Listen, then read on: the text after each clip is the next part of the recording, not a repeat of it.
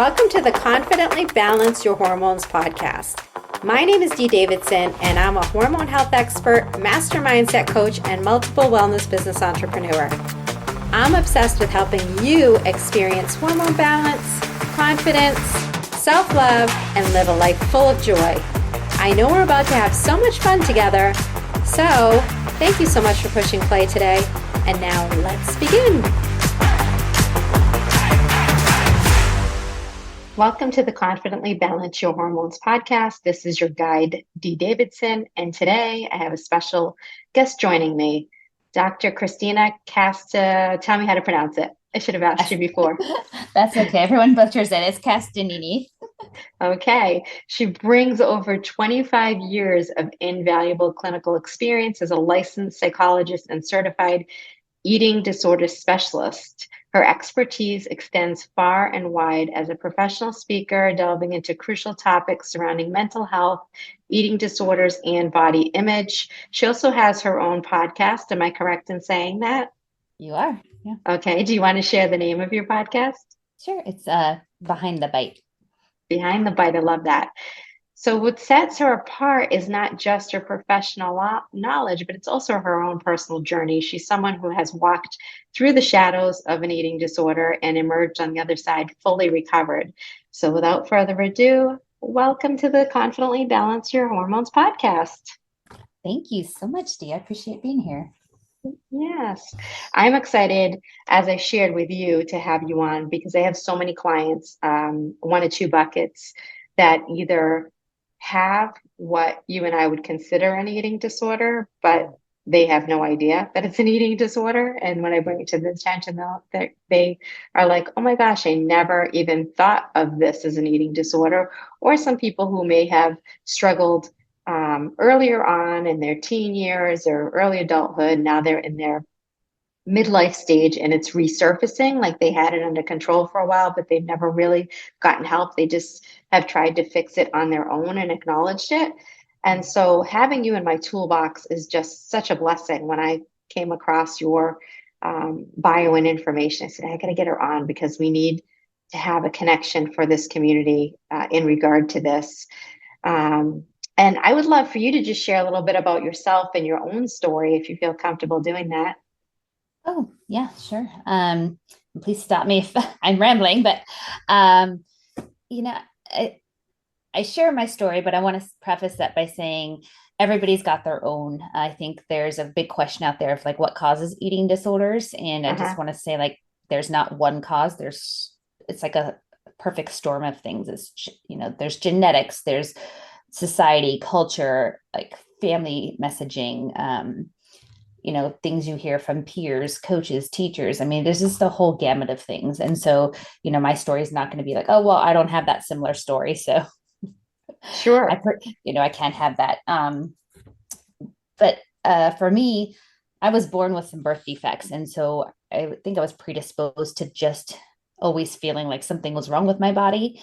Okay. I just remember that always and so as a young child, I went to UCSF. I was born in Northern California. I remember going to UCSF really young and just always having doctors in white coats sitting around me with like white lights on me and taking pictures and feeling really self-conscious, like, oh, this was awful.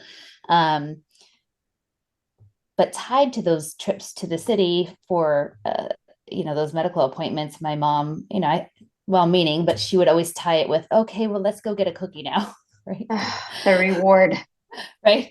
And that's what I looked forward to. It's like, I can get through this because we're going to go do this. And, I didn't realize that at the time, but it was all in looking back through my therapy, I realized, oh, there's the tie of like the food, the comfort with like this traumatic event for a child tied to my body's deformed. Right.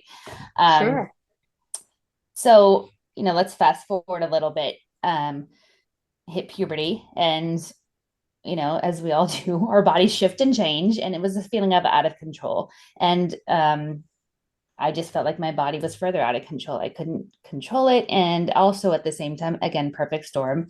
We moved middle of my 5th grade to a place where I had no friends. I knew nobody. It was just like, okay, my body's out of control. I have no friends. We're moving to this place I know nobody. I feel like a fish out of water. And on top of it, my aunt decided to get married, which is great, but she wanted to be me to be in her wedding, and we have a huge family, and she wanted a strapless dress, and my Oh birth boy. defect was on my shoulder. Oh,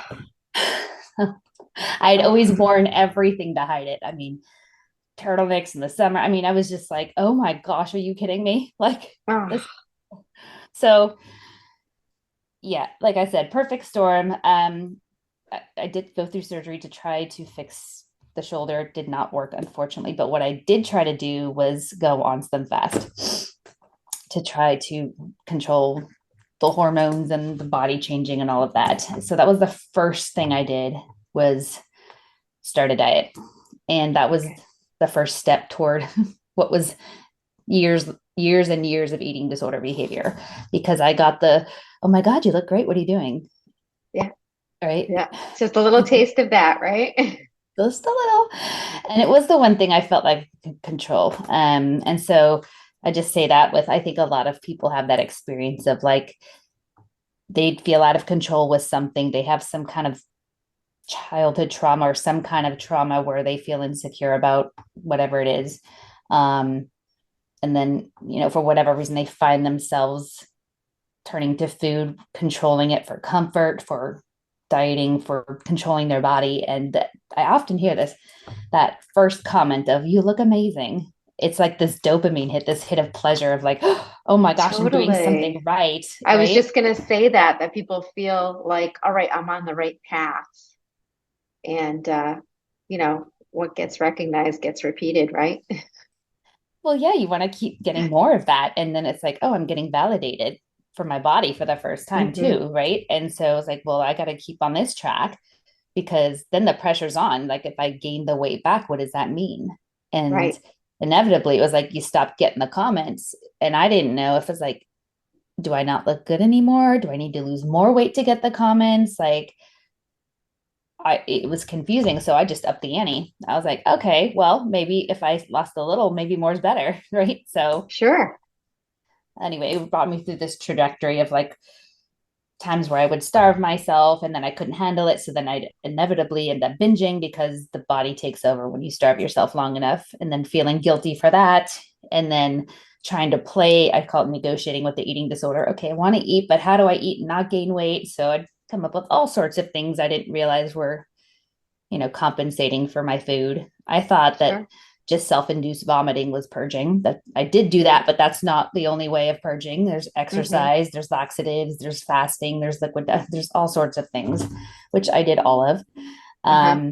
So it's just this trajectory. And I think, you and I were talking before, many people don't realize they have an eating disorder. Uh-huh.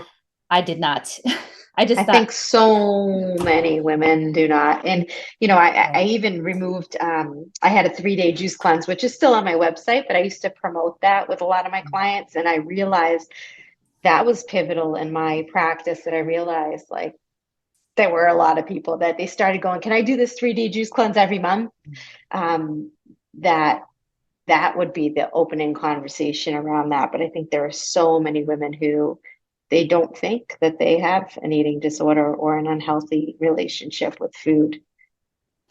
No. And, for me, I was an athlete too. And so I was part of being an athlete and on sports teams was I had to, exercise. I had to work out. I had to perform. So it became part of like what I did every day. I didn't really Sure. realize what I was doing. And it was part of my identity. Oh, you're so fit. You're so healthy. Right. Like, I It's a wish. lot of pressure to keep up. Yeah, and you get these comments too, like, oh my gosh, I wish I could have so much willpower like you. I wish I could eat like you. I wish I could work out as hard as you. Like, and so I really did not think I had an eating disorder. I thought, oh my gosh, I'm so healthy. Like, Hmm. everybody wants to like ask me what I'm doing. I like, this is my identity. This is my life. I just Sure. really thought I was doing the right things and getting praised for it. I had no idea. Um, I was hurting myself, that I was actually damaging my body. I was doing very unhealthy things. Um, and when I would gain weight or couldn't sustain like the diets I was on or the whatever rules I had for myself, I just thought I failed. I thought, oh my gosh, I need more willpower. I need to stop failing. I need to like be better, whatever it was. I just had no clue about any of that. So at what point did you acknowledge and recognize that you did have an eating disorder?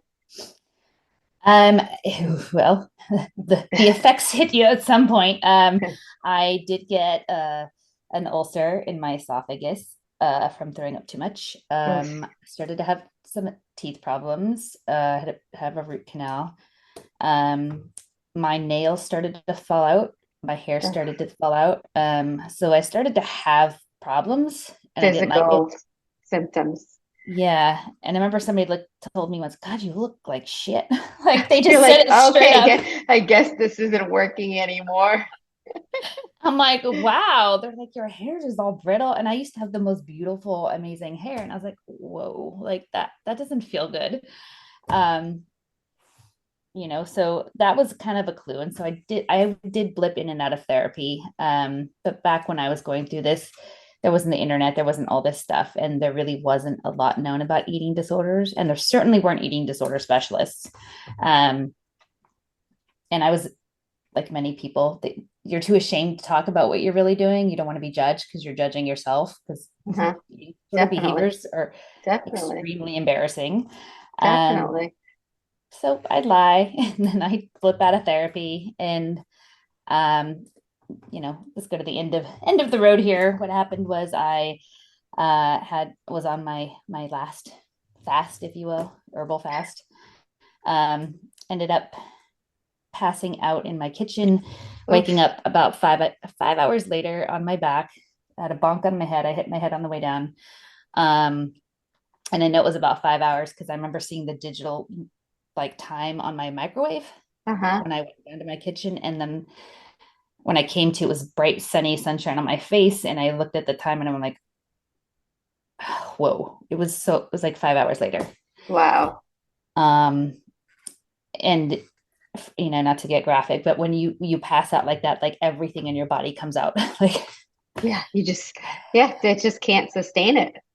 so ended up in the ER, every test known to man, CT, MRI, EKG, the whole 9 yards. And it was just a wake up call, like, okay, I'm gonna die if I keep doing this. Like literally. Um, so that's when I really found a treatment team. I really got like intense treatment, and that was the turnaround. So I finally found specialists. There was a specialist team. So I was lucky enough and fortunate enough to actually get help. Hooray. Yeah. What a great, inspiring story, and I do believe that, with me, hormone health is my jam because I went through unexplained infertility and I was 50 pounds heavier after infertility treatments. We all have our stories, and I do believe that the universe, God, whoever you believe in, sometimes sets us on these paths, these painful paths to be able to help other people. So, what an inspiration you are to not only have gone through that, but now set yourself up to help other people going through that. When I do the functional lab testing, and a lot of times people aren't absorbing amino acids and things like that because their stomach acid is low and they don't have the right nutrients when we do the hair tissue mineral analysis. Do you know anything about that you could share as far as nutritional deficiencies and people with brain gut connection and eating disorders? Have you looked into that at Um, all? Not so much about, well, I've had people on my podcast talking about that for Okay. sure. So I mean that's their specialty, but I know I Hmm. worked at a hospital for 15 years and Hmm. I would always send people for labs. And I think something that people don't realize is when you have anorexia nervosa or you starve yourself, your cholesterol is super high. It Okay. comes out. And it was always something to me. I was my medical doctor friends, bless them, they would prescribe the symptom. They're like, stop eating so much red meat, stop eating so many saturated fats. And I'm like, they're not eating enough. They need to eat more, right? And so Wow. it's confusing, right? Triglycerides tend to be high, and cholesterol sometimes comes out high. And that's how I would know, okay, this is what's happening. But that's a confusing lab result, right? Um, So Also, what is the correlation there? What's driving the cholesterol up? What do they the say? body's trying to create its own Oh, because you're okay. not getting enough. That makes sense. That makes sense. But most of the time, labs come out normal, which is confusing. Like even on the brink of death, people's labs can look totally normal. And Scary. it's, it validates people's like, I'm fine, I'm not sick, or I'm not sick enough. And it's like, I wish, it's one labs, as it's like one moment in time, right? Sure. It doesn't give the whole picture. And Right. so anyone listening, if you get labs, like, please don't give them much much importance, because they're usually normal. Yeah. So true. And I know that you talk about weight and BMI affecting health. Do you want to share a little bit about that? I could share like a whole podcast. But people do look at that, right? So it's important, I think, for us to hit upon Yeah. that. I don't know why we still have that. Okay, so the long and short, again, I could go off on this, but do not ever look at the BMI, please. It's a In the 1800s, a statistician in, I think, Belgium was asked to give the average height and weight of the people of this small little town in Belgium. That was it. That's the whole BMI. It's based on that. And I'm going, oh my gosh, it's not even based on anything other than that. What are we talking about? Like, people back in the 1800s were probably shorter. Like, it's a small little town in Belgium. I mean, I don't even know. It's not even culturally like diverse. It's ridiculous. Yeah. And so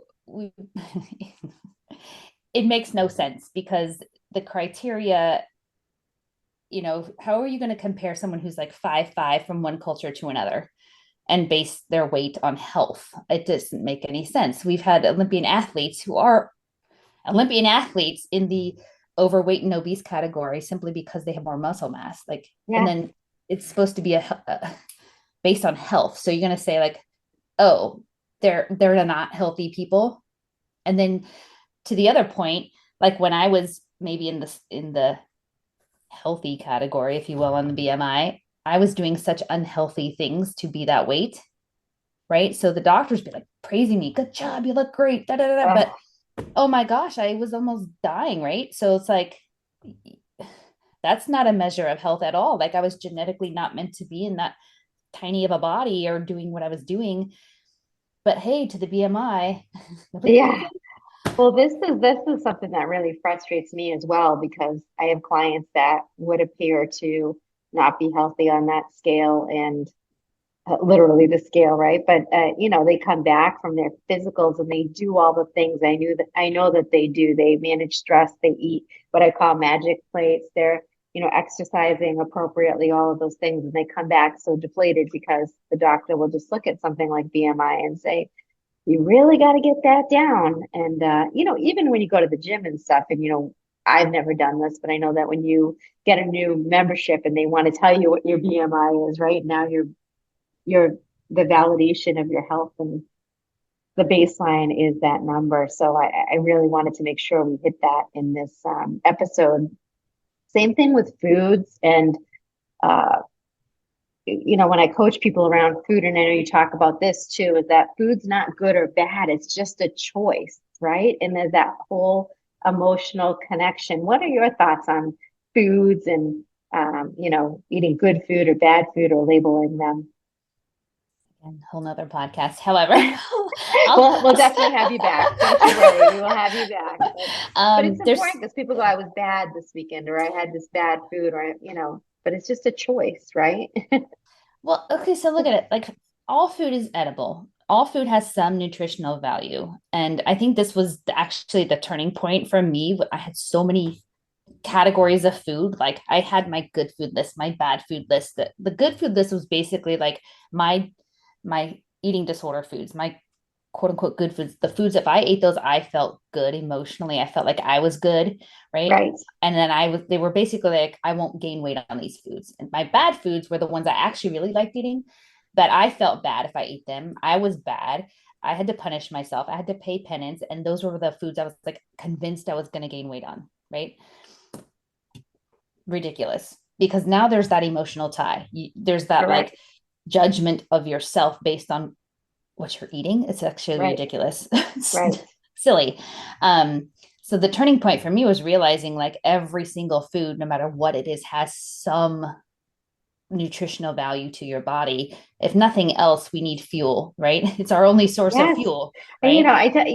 it's funny, my partner, he had diverticulitis a few years ago. And when I came home with the food that he could eat, he was like, oh my gosh, this is all I can eat. I guess I'm not going to eat anything. And that's the way I try to put it to him too, is that food is fuel. So if you remove that emotional component and you think of it as fuel for your body, which he's come Mm-hmm. a long way in the last couple of years, it's a totally different relationship with the food. Mm-hmm. Yeah, I always tell people, look, you do not plug in like a cell phone does, right? Like that's if we could, great, but like the only thing Sure. keeping us alive and going is food, right? Right. And so you actually do need to eat. And most people don't eat enough, and they think the amount we need to eat is so much lower than what we actually need. I know that there's a lot Yes. of that with the influencers, like what I eat in a day or this or that is very confusing. Um, again, we could talk about all of that too, but so yeah, if you could just ask yourself, like, what do I like to eat? I think that's a good start. But also, I've been around long enough where like it's interesting to me to see the trends. Like back when I started all of this, like carbs were king, eat all the carbs you want, fat is going to make you fat, don't eat fat. And I don't even know where protein was. It wasn't a thing, and I've seen the changes through the years, like eggs are evil, eggs are awesome. Like, You don't okay. know what to follow. That's the other piece, is it's so Yeah. confusing and there's so many diets, Mm-hmm. intermittent fasting and long fast and keto and paleo and all of these things. So do any of these diets work? No, never, ever, ever, ever, Are ever, they ever. sustainable? This is what I tell my clients. If it's not sustainable, we're not doing it. No, of course they're not. Like, what is it? 95% of people who start a diet gain the weight back plus more. That's Like, right. it's ridiculous. And I would say, okay, how many diets have you been on? So if diets worked, the first one you started, you'd still be on Right. now. It's not Right. sustainable. And also, what I have found over the years is that, especially women, they'll try something, and if it doesn't work immediately, because we are so driven by the immediate result, Mhm. they are like, it's you, D, right? You don't know how to help me with weight loss or, get my BMI down. And they move on to who's the next person that I'm going to pay for, what's the next fad. Where longevity and long-term health, my friends, it's not quick, fast, easy. It has to be sustainable. Flexible is a big piece of it. You have to be flexible. What you need today, you might not need tomorrow. Getting back into your body. I'm a huge fan of intuitive eating. Like, what are Mhm. you gravitating? If more people listen to what they're gravitating towards and really were in tune with their body, they could just be a healthier being. So I agree, none of these diets work. So if someone's listening right now and they struggle with food, definitely body image is, I don't even know if I ever, maybe very small percent of clients come to me and don't have body image issues. It's Mhm. just tough, especially with social media. We never had social media before, the comparison, the Mhm. filters, all of these things. There's so many women struggling with body image, Yeah. emotional eating, all of these things. Why should they work with a specialist or a licensed mental health professional as opposed to anyone else or trying to figure it out on their own? So I see it like this. I think there's a lot of uh, misperceptions or maybe just lack of knowledge for mental health. So, like in the medical field, if you have, say, cancer, you go to an oncologist. If you have something wrong with your foot, you go to a podiatrist, right? Um, you're not going to switch it around. And it's much the same in mental health. We have specialties, right? So, someone thinks, oh, if you're a psychologist or a therapist, like you can treat anything. For the most part, we get trained generally with things, but there are specialists like myself. And I can tell you, most of my colleagues don't want to touch eating disorders with a 10-foot pole. They are very I bet. complex. I bet. Um, and if you've never had an eating disorder, I think the most of us who are in the field treating eating disorders have had one because what you live having an eating disorder, the thoughts, all of it is just so nuanced that you really need to have experience, I think. And I think that ethically too, you need to be in a place where you know you're not going to get triggered by what you're hearing with your patients. So I need to say that too. We need to be further along so that you know that you're not going to bring your stuff into it or like relapse. But I never had that, I never had somebody could say, hey, I get it.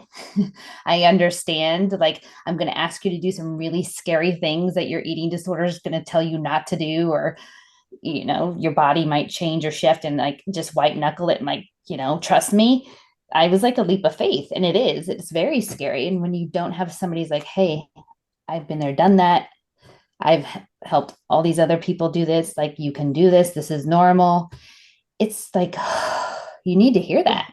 You need to know like the treatment, like there's a purpose to it, or like, to be able to understand just the nuances and just the existence of living with an eating disorder is something that, again, unless you have had one, it's really hard to understand, because most people think it's about vanity or dieting or needing to lose weight, or why don't you just stop eating? Why don't you just eat? Like, it's, it's nothing about that at all. Like I always say, it's about the food, but it has nothing to do with the food.